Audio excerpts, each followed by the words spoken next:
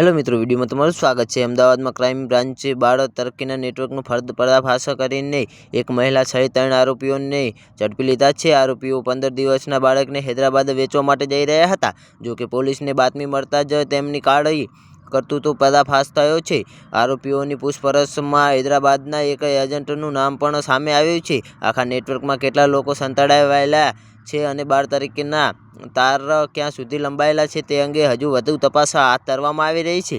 તો જ્યાં મિત્રો હાલ મોટા અને મહત્વના સમાચાર સામે આવી રહ્યા છે। ગુજરાત એટીએસને બાતમી મળી હતી કે નોબલનગર 3 રસ્તાથી એરપોર્ટ તરફ જવાના રોડ પર એક અર્ટિગા કારમાં એક મહિલા સહિત 3 લોકો નવજાત બાળક ખરીદીને હૈદરાબાદ વેચવા માટે જઈ રહ્યા છે। જે બાબતની જાણ અમદાવાદ ક્રાઇમ બ્રાન્ચને કરતા ક્રાઇમ બ્રાન્ચની ટીમે વોચ ગોઠવી હતી અને કાર ચાલકને રોકીને તપાસ કરતા તેમાંથી એક મહિલા સહિત 3 લોકો મળી આવ્યા હતા। તો જ્યાં મિત્રો હાલ મોટા અને મહત્વના સમાચાર સામે આવી રહ્યા છે।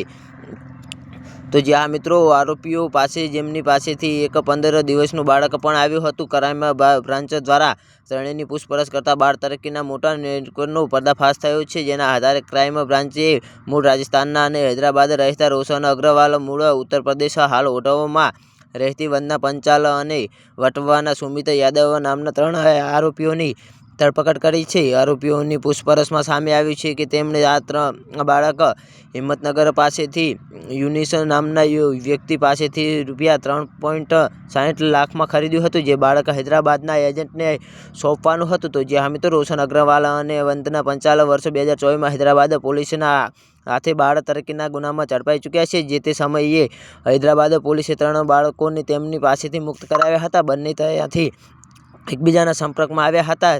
જો કે જામીન પર છૂટ્યા બાદ રોશન અગ્રવાલ અમદાવાદ આવ્યો હતો અને હિંમતનગર ખાતેથી તેમણે આ બાળકને મેળવ્યું હતું। હૈદરાબાદ પોલીસે મુક્ત કરાયેલા 3 બાળકોમાંથી એક બાળક અમદાવાદનું હોવાનું પણ પોલીસના તપાસમાં સામે આવ્યું છે। જો કે વર્ષ 2023માં અમદાવાદ ક્રાઇમ બ્રાન્ચ દ્વારા એક બાળ તરક્કીના નેટવર્કનો પર્દાફાશ કરવામાં આવ્યો હતો। બંને કેસમાં એક જ મોડસ ઓપરેન્ડી હોવાનું આશંકા કરવામાં આવી રહી છે। તો જ્યાં મિત્રો ઉલ્લેખનીય છે કે આ સમગ્ર મામલે હાલ પોલીસે 3 આરોપીઓની પૂછપરછ શરૂ કરીને મુખ્ય આરોપીની યુનિસને પકડવા માટે અલગ અલગ ટીમો બનાવી છે। જ્યારે હૈદરાબાદનો એજન્ટ નાગરાજ અંગે પણ વધુ તપાસ શરૂ કરવામાં આવી છે। આ સાથે આરોપીઓ બાળકને કેટલા રૂપિયામાં નાગરાજને આપવાના હતા અત્યાર સુધીમાં આ સિવાય અન્ય કોઈ બાળકને વેચ્યા છે કે કેમ તે અંગે વધુ તપાસ શરૂ કરી છે। તો જ્યાં મિત્રો પરંતુ પોલીસને આશંકા છે કે આ કેસમાં આ સિવાય અન્ય આરોપીઓના નામ પણ સામે આવી શકે એમ છે। તો જ્યાં મિત્રો અમારો વિડીયો કેવો લાગ્યો અમારી કમેન્ટ બોક્સમાં જરૂરથી જણાવજો અને ચેનલ પર નવા હોય તો ચેનલને સબસ્ક્રાઈબ કરવાનું ના ભૂલતા। તો વિડીયો પૂરો જોવા બદલ તમારો ખૂબ ખૂબ આભાર।